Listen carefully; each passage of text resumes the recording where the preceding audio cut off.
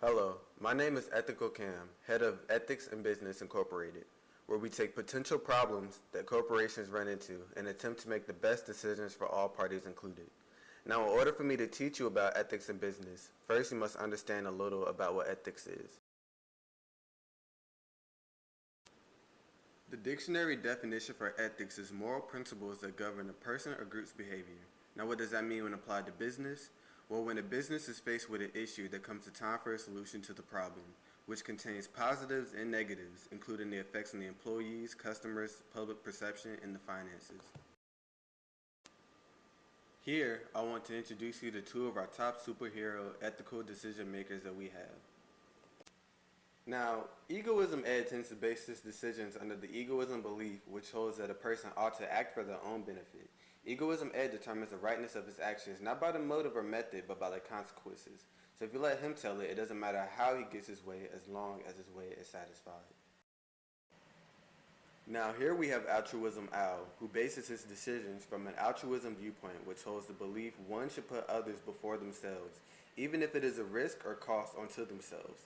Simply put, Al is not happy until everyone's happy.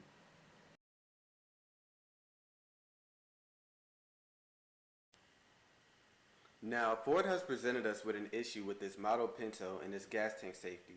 According to Ford, this issue came about when the company realized that foreign automobile companies in places such as Japan and Germany were dominating the sales of the market due to lower priced cars. In order to compete, they decided to create a car that weighed no more than 2,000 pounds and cost no more than $2,000, while also getting it out in time to compete with the other light cars. The result was a rush job failing crash tests in which dangerous gas leaks frequently occurred. Now, they are faced with the decision to either roll the car out anyway, which will possibly put consumers in deadly circumstances, or wait to redesign the gas tank into a much safer product for the future owners. Let's see what our two decision makers have to say about this. Hey, let's waste no more time. Let's put the car out now. What's the worst that could possibly happen to us? Look, I've ran the numbers already, and if we don't put this car out now, we're losing money on our end. All I know is you won't catch me riding in a Pinto. Whoa, whoa, whoa, whoa, whoa.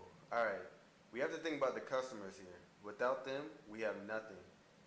Sure, the money now is important, but will it really be worth it in the long run if we lose our public perception? Now, after several hours in the meeting room with Ed, Al, and myself, I took the time to analyze both ideas and make the final decision.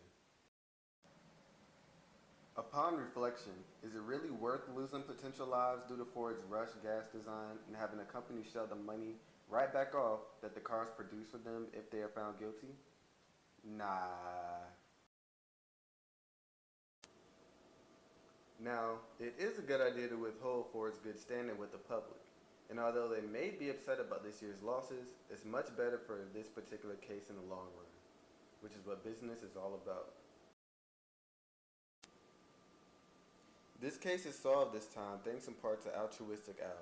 However, remember that ethics in business is indeed circumstantial. Thank you for watching, and we hope to see you again. Created using Powtoon.